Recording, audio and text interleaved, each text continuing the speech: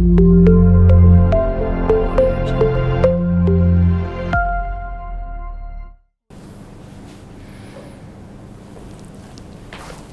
everyone. So once again, welcome to the rest of the nanomaterial unit for engineering chemistry. I hope you had some good time when we just talked about the introduction of nanomaterial.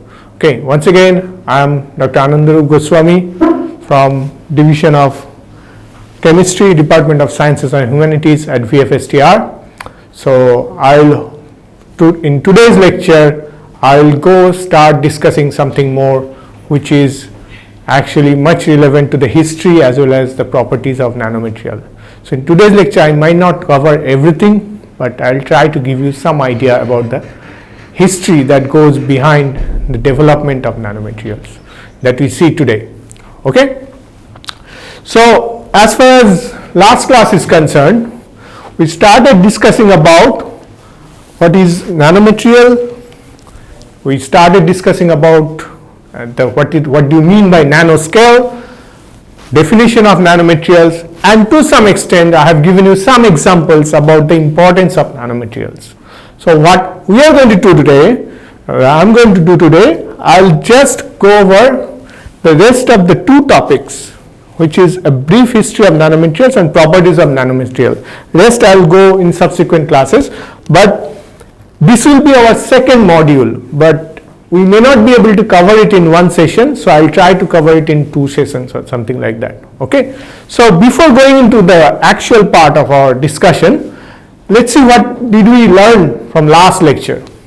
So we learned that the prefix nano is derived from Greek word of dwarf. That means it's very small. Now how small that is, we already know. It's around 10 to the power minus 9 meter. It's really small, and we have given you some examples to compare our day-to-day object to the actual nanomaterial that you may have seen using from day-to-day object to the nanomaterials which you may have encountered in daily life. Okay, as well as we have also given you some applications, and we have shown you that it's nearly impossible to live without encountering nanomaterials in today's lives.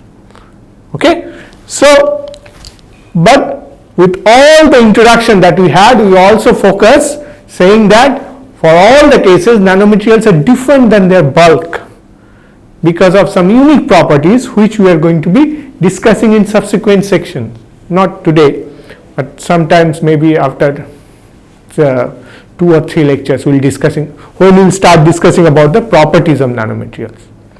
Okay, so with that, I hope that you remember this part, and I have given you some assignments also. I'll not be asking them today, but I'll ask them soon. So please get ready with that quiz that I have given you. Okay. So what we are going to discuss today, we are going to discuss about the brief history of nanomaterial, and in this session, maybe not in this particular class, but in this module I will try to focus on these two only, which is brief history of nanomaterials and properties of nanomaterials. Okay, so let's start with the first one, which is brief history of nanomaterial. So the major question that we have is how old is nano? Okay, when you discuss about nanomaterials or rather any field of science or technology, whatever you call it, it's actually very important to know about the progress of the field, because then and only then you will realize that how difficult it was when it first started. Otherwise it will be very difficult for you, because nowadays whatever you are seeing in terms of nanomaterials, that's actually quite advanced stage. So unless you understand the basics, unless you know the background of the nanomaterial, it will be a bit difficult for you to actually get to this. Okay. So that's the reason why we thought of actually giving you a glimpse of historical development of nanomaterial. Okay, so when we talk about history, we know that there is actually a timeline, right? So if you have a scale like this, where you have a time, your time is increasing downwards, there are 3 ways by which you can divide this timeline of nanomaterial. The first one is, we call it as era of ignorance. By the way, this is not the term that is given by scientists or something. This is, I wanted to call it that way, where we could not see nanomaterials. What we could do, we knew that okay, something is happening because of some material. We didn't know that that was nanomaterial.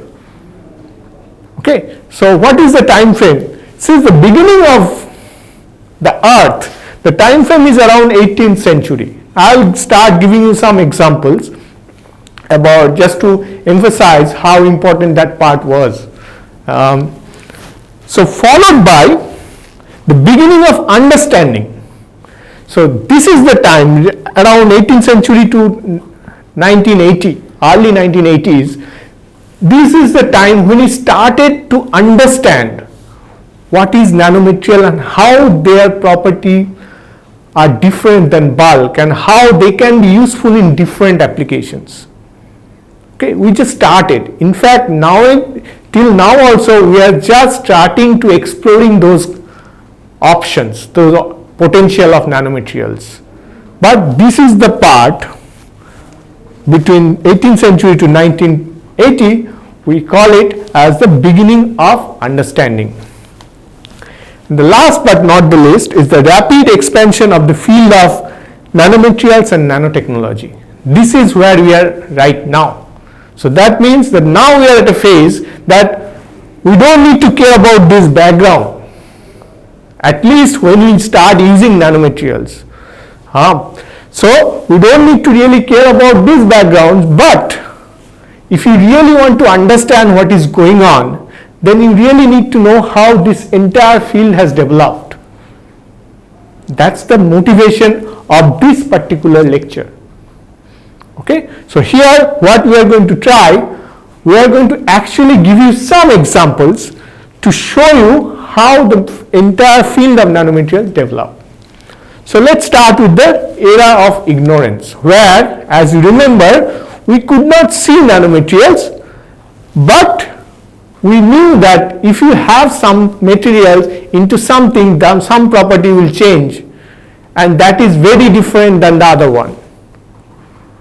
Okay, so let's see how we can, if you have to guess, let's say if I tell you that okay, guess when was the first time nanomaterials came into existence?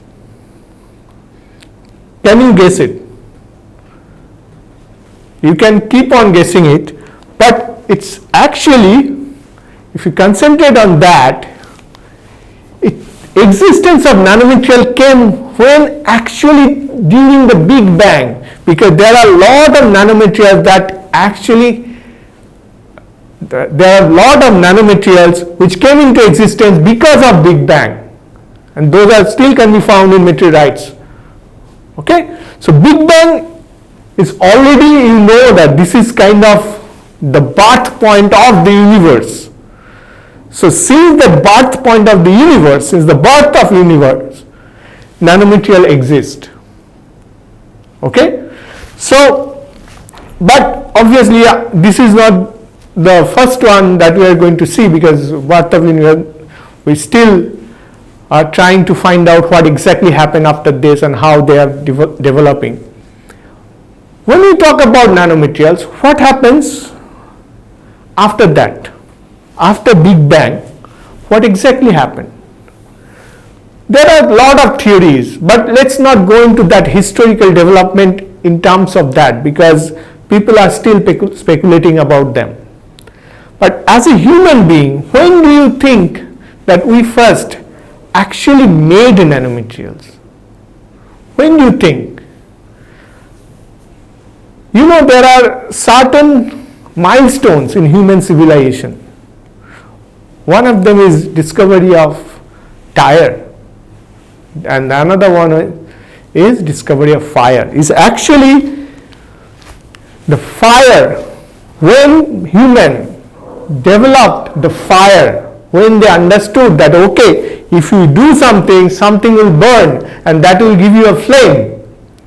That is probably the first time we actually synthesize nanomaterials.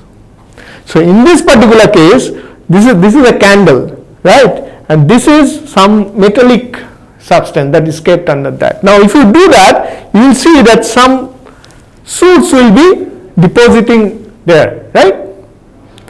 Once you have that, if you just take those soots and start analyzing using microscope, not the regular microscope, but you need a very sophisticated ones. So once the soots develop, then if you start using a sophisticated microscope, then you realize they look like this, and these are carbon nanomaterials. Okay, so during the first time when actually humans started fire, that time only humans started synthesizing nanomaterials. Whether they knew it or not, that's a separate question altogether. They didn't know that it was nanomaterial, right? As I said, our title says era of ignorance. That time we didn't know it was nanomaterial. And later on, once this is done, that people realize that okay, maybe now you can synthesize nanomaterial like this, people have started analyzing this. For example, this is actually your flame. You can see they have found out different types of nanoparticles in the different position of flame.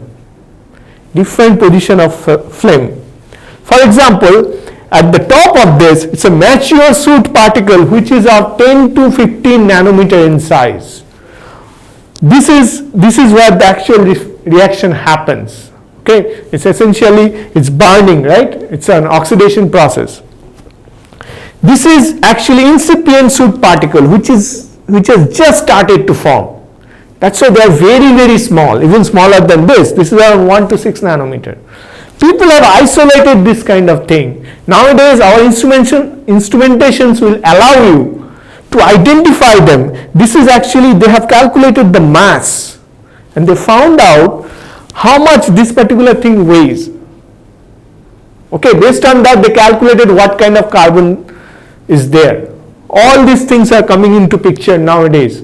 So my point is that even if we didn't know when we actually started making suits, but that doesn't mean that we didn't actually invent nanomaterial. Nanomaterial was there by the time, the moment you start burning a candle or any fire for that matter. Okay? So this is one example. First one was Big Bang, second one was this one. What about, let's move ahead. In the 4th century, this Lycurgus cup in Rome, what they have done, again, people didn't know that they are actually the properties of nanomaterial. What they have done, this particular cup, when you shine light from outside, this cup has a green color. Okay? Now, if you turn the lights off, if you put a lamp inside, this violet or purple color shows up, or pink color shows up. Why is that so? That time people didn't know, but what they knew is that if you have gold in colloidal form or silver, that makes the color different than regular gold or silver. So this is actually in fact colloidal gold. Nowadays we call that as nanomaterial, gold nanoparticles. So depending on the size of the nanomaterial, their color varies, their property changes, and those properties are very, very different than the one that you started with, than the one from their bulk parts. Okay, so this is something that is very, very important. Again, that time we really didn't know. This is, I'm talking about 4th century. You can think about this. Between 9th to 17th century, there are a lot of developments of making different types of glasses or different utensils, all of which, or especially the designer ones, all of them involve some way or the other some nanomaterials. Most of the cases is gold, silver, and sometimes copper also. But interestingly, all of them is actually are the examples that nanomaterials have very, very different properties than their bulk counterpart. Okay, so for example, this is South Rose Wing of Notre Dame Cathedral. This was this was established in 1250. Recently, probably you have heard last year, I think, last year there was a huge fire in the cathedral. Okay, so I really don't know whether it still exists or not because I never visited that. So you see the color, the beauty of these colors, all the colors are because during the glass making they added some fraction, something of some parts of gold and silver in a very different proportion, which will give you this kind of color. But if you take a gold bar and if you put it in your glass mixture, you're not going to get that kind of color. Your color, that particular element has to be at the nanoscale. Then and only then you will see different types of color. So this is another example. So you see this particle size, this is actually color of gold. If you have a particle size of 25 nanometer, then it will show a red color. If you keep on increasing the particle size, if you have a 50 nanometer, it will show green color. You will have 100 nanometer, it will show orange color. So you see, just by varying the sizes, that means just by varying different synthetic conditions to prepare this nanomaterial of different sizes, you can change their optical properties. Again, that time they didn't know. Only thing they knew, they didn't know that they are making this kind of material. They knew that okay, if I take this gold solution, if I treat it in a certain way, it will give me this color. That's the only thing that they know. Okay. So similarly, this is actually a silver one. If you have 100 nanometer silver, it's yellow of this size and this shape. If it's 40 nanometer, it's blue. If it's 100 nanometer, but if the shape is different than this one is also 100 nanometer, it's more or less spherical, it's giving you yellow. Here still again 100 nanometer, but it's a triangular shape, it's going to give you a red color. So shape and sizes of nanomaterial are extremely important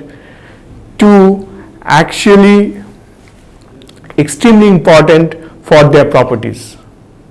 Okay, this is around till 17th century, I would say. So now there is one famous example, very, very famous example in this particular during this time, which is, we call it as Damascus steel. This is nothing but a sword. This sword is made of a particular type of steel material, which we call it as Damascus steel. Damascus is the name of the place where it was first developed.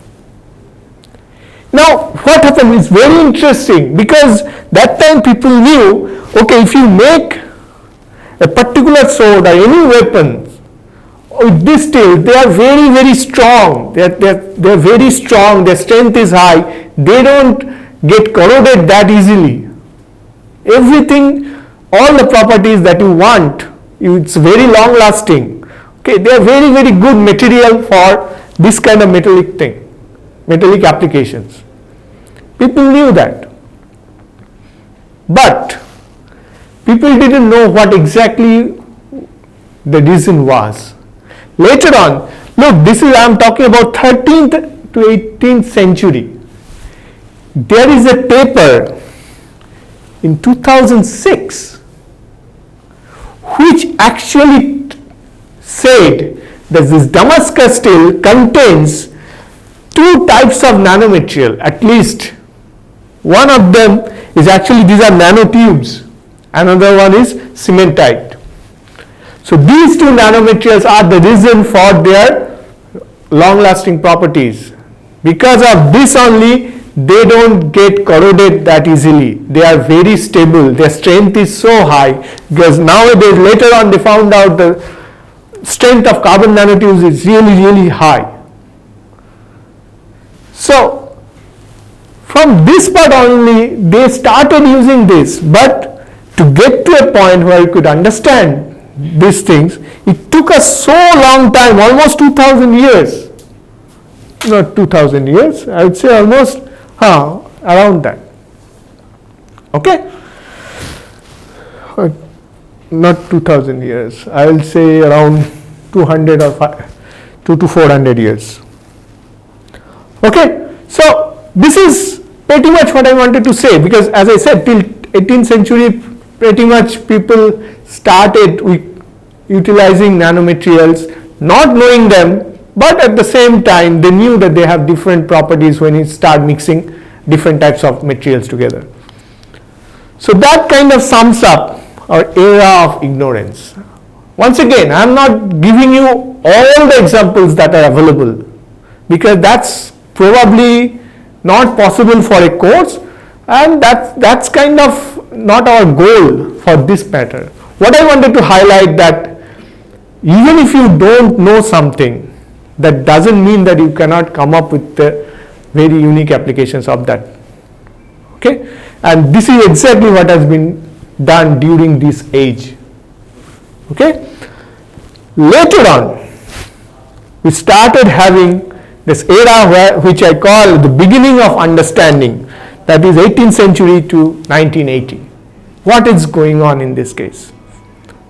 During this time, scientists have started developing their intuition about molecular and atomic properties. During this time also, slowly quantum mechanics came into picture, and the advancement of physics went to a level where basically where people can start predicting what is going to happen if you have that kind of particular property of a material from the structural as well as their application point of view. So those are the things that started coming up during this time. Okay, so as far as nanomaterial is concerned, it also happens like that. So one of the first examples of nanomaterial, again probably without knowing, is actually by Michael Faraday, when he discovered a solution of gold can be made into this color. Okay, so that time people were not sure whether it's a nanomaterial or not. They termed it as colloids. So this is essentially a gold solution that you can have. You can keep it there, very stable. Nothing happens to that. Okay, interestingly, here, be very careful. This is not a soluble solution, in the sense that there are still exist some solid particle, but if you take a glass, if you add some water, if you add, let's say, some insoluble material to it, what do you see? You will see them settling down, right? They should settle down because of gravity. But in this case, even if they are solid in nature, they are not settling down. Okay, this solution, it's an aqueous solution, it is not settling down. Then Einstein came into picture and he says that it's probably because particles are so small that gravity could not make them settle. That gravitation power is not enough for them to settle down, because they are so small, their masses are very small. Okay, so that's the contribution from Einstein. But at that time, again, the term nanomaterial was not known. So again, people started, most of the cases started talking about colloids in general. Okay,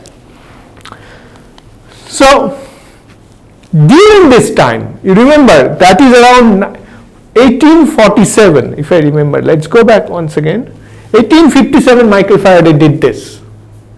After almost 50 years, 1905, Einstein said probably it could be related to the size. Okay, in the meantime, there are arguments, huge discussion, maybe some other advancement in the field also, but I am just highlighting only the milestones, only the important ones. So, once you start having this kind of idea that okay, you can synthesize a material which is of very small size, at the same time they don't settle down, they are so light because of their small sizes.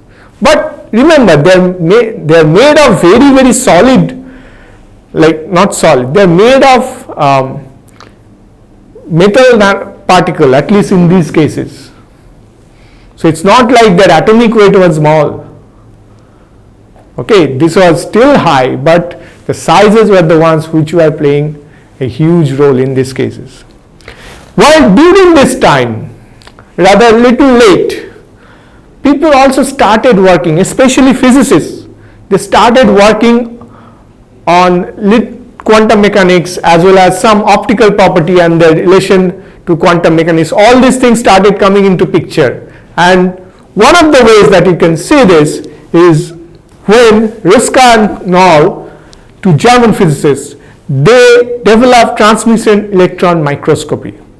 When we have regular microscopy, or rather regular microscope, you can see to a certain extent. If you want to go below that range, you need special kind of instrumentation. One of the best ones till now is actually transmission electron microscopy, which will allow you to go much, much below. So this is actually considered to be the beginning of seeing at the nanoscale. Okay.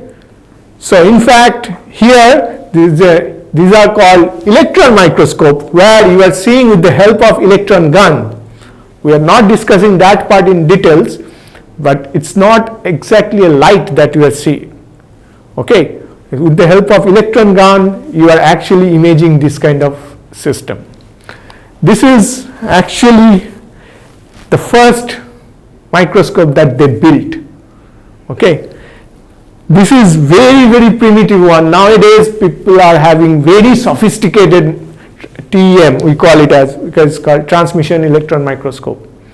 Okay, but this is the first one that was built. While doing this, there are some other people also who are also working at the same field. One of the major contributors to that field is Erwin Muller. What he did in addition to TEM, he did work on lot of other type of emission microscopy.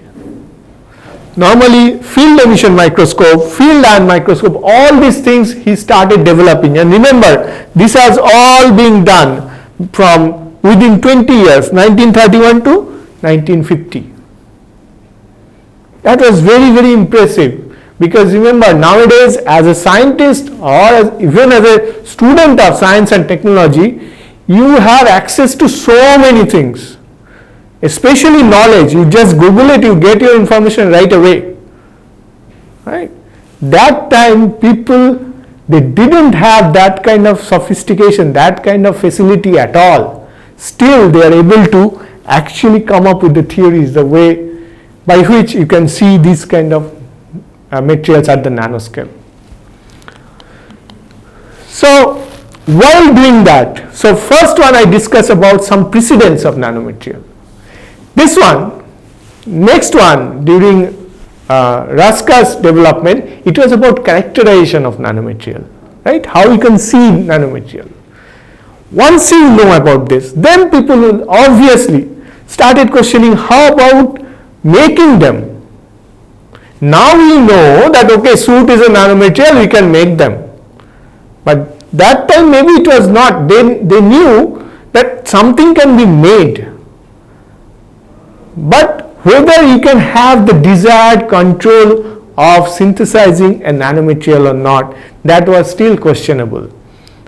And in order to solve this, one of the pioneers, physicist as well as chemist, Irving Langmuir, he first developed the synthesis of a monolayer, both theory and also to some extent experimentally he developed also. So this essentially tells you this is the beginning of precise control at the nanoscale. So that means what he basically said, how on a surface, how an atom can be deposited, or if it is deposited, how the property and the adsorption and other things will vary. Okay, so this is he's a very brilliant guy, brilliant scientist to actually come up with this kind of theory. Now this theory has, after that, has been taken to another level by Victor Larmor at 1950, where he actually theorized as well as experimentally showed that how to synthesize a monodispersed colloidal nanoparticles.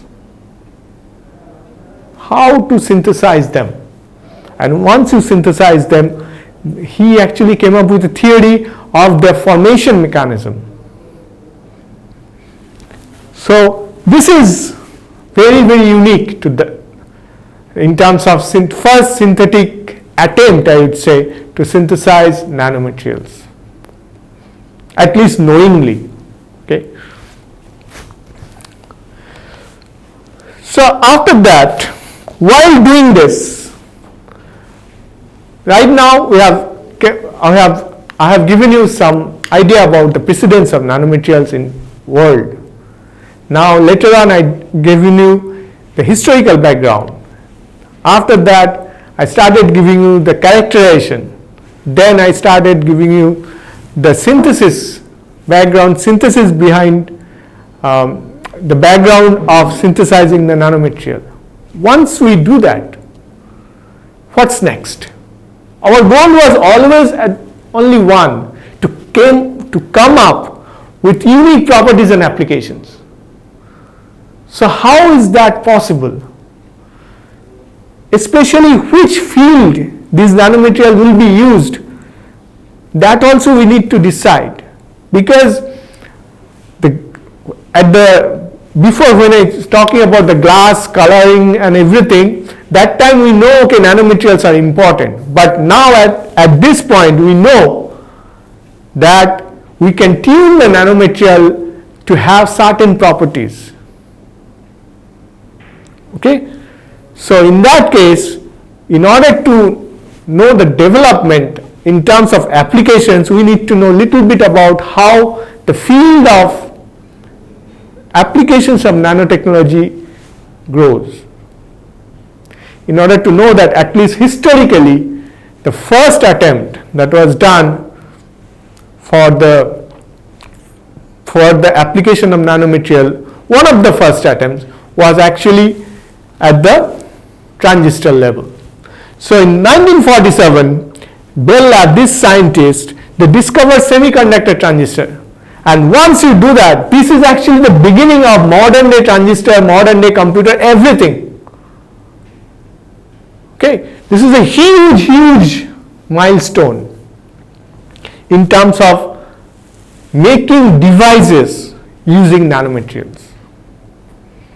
Okay, so once you know this, once people started looking into this more details, they started realizing the importance of nanomaterial, especially for electronics. Okay, so later on, within 10 years, around 10 years, 1958, Jack Kilby actually made an IC which is called integrated circuit, which is actually essentially a combination of lot of transistors working together to do a specific task. It's very hugely impressive. Within 10 years, a field grows from a single semiconductor transistor to a combination of transistors to do a specific task. And this is something that is very important, because nowadays, whatever you see, any electronic gadgets that you can see, this is the major component. Okay. Once you know about this thing, so now probably you have understood the importance of nanomaterials, that to some extent their background about the characterization techniques and synthesis also. But When was that realization that came? But till now, till date, we didn't talk a lot about, so to say, the future of these nanomaterials. So 1947, 1958, everyone was working towards making things smaller, making things better. At the same time, we keep doing that, right? But we don't know what is the end, whether we can predict the future or not. Okay.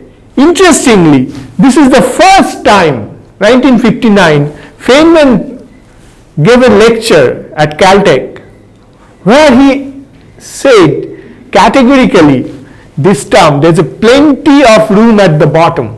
What does it mean? That means if you go from bigger sizes to smaller sizes, probably the chances of doing more research, chances of having novel properties with application will also increase. Based on whatever I discussed till now, he came up with the conclusion that if we can do a certain specific arrangement of atoms on a surface, there is a possibility that you can compile 24 volumes of Encyclopedia Britannica on a tip of a pen or on a rice grain. He envisioned that because he realized that making things smaller is very, very important. Because then and only then we will be able to actually come up with novel applications with so-called, because then and only then we will be able to come up with novel applications. So this particular 1959 Feynman's lecture, I would recommend all of you to please read this lecture. It's very fascinating. Okay, he is considered one of the brightest minds of all, probably after Einstein. He's a very good physicist, and he has written a lot of other books also. You should read Sheerly Joking Mr. Feynman.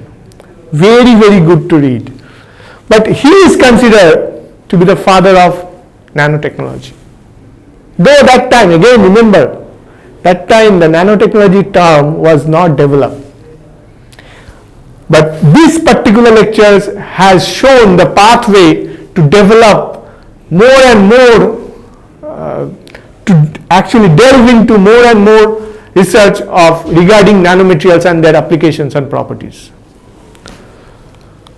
So, soon after this, 1965, Intel co-founder, because you guys are engineers, so I wanted to include this.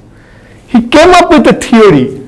He said, okay, if this is true, if miniaturization of an object is our goal, as we have seen by the time they started developing computer chips and everything, then he categorically showed that there is a possibility that, which is now shown as Moore's law, that the density of transistor on an integrated chip doubles in every 2 years. Initially he thought it's 1 year, but later on it's changed to 2 years. What does it mean? It looks a bit complicated. Okay, it means that, let's say you have an IC. I told you, right, IC is a combination of transistor. Now over 2 years, let's say your IC has 10 transistor. Now another IC will also have 10 transistor. Now let's say within 2 years, if you develop your field so fast that now in the new, after 2 years, you have in the same IC, instead of 10, you can put 20 transistor. What you are actually doing? You are actually miniaturizing everything, which will allow you to go for even smaller object. Okay, all these are possible because of nanomaterials. So this is essentially Moore's law plot. I don't want you to go into all details. I also will not discuss. So these are some of the transistors that they use, or IC they used before. 1970, it was here. It's a transistor count. 1970, if you follow that, now pretty much we are at this level. Now we are here. So your 2018, your GC2 IPU, so it contains such a huge number of transistors. So in 2018, it contains such a huge number of transistors. And what does make out? What can you make out of that? It essentially shows that in that IC, you put that transistor which will allow you to improve your data transfer, your particular job, particular speed of your computer, or related applications. So that's why the miniaturization of a particular IC or transistor was very instrumental in order to develop this field of computers. So this is one of the first concept that was hypothesized by Moore based on the development of nanomaterial that he had during that time, and is still following, though nowadays there are certain complications. People are doubting whether it's going to hold for true or not, but this is what I just wanted to highlight. So we are at 1965, right? So after some times, when Moore first developed the Moore's law, okay? During that time, people started, once the Moore's law came out in the picture, people started doing a lot of research on electronics application of nanomaterials. There are a lot of articles, lot of things are coming into existence with different types of applications. So during that time, Professor Norio Taniguchi from Japan, he was the first one to introduce the term nanotechnology. And nowadays, when we call it as nanomaterials application, which is commonly regarded as nanotechnology. That means it's a technological advancement utilizing the properties of nanomaterial. Okay, so after that, till that 1974 Taniguchi's development, after that a lot of things started happening, and then by that time people realized that the potential of nanomaterial is huge. So there are multi-directional approaches that were coming into the picture when developing this particular field, and that's why it will not be proper for us to actually continue this development in the same way. So that's why we cut it as 1980. From 1980 to present, we'll see some examples in the next class where we'll have a huge amount, or rather huge progress regarding the properties and applications of nanomaterials. We'll see some very, very cool examples about how this field has progressed since this 1980. Okay, that is going to be covered in the next lecture, followed by the properties of nanomaterial to some extent. Okay, so as far as our class is concerned, today's class is concerned, I have briefly touched upon the brief history of nanomaterials. We'll finish up the rest of the applications as well as the properties in the next class. So with that, I'm going to stop here. So once again, thank you. If you have any questions, please let me know and we can discuss further. Okay, bye. Okay, see you in the next class.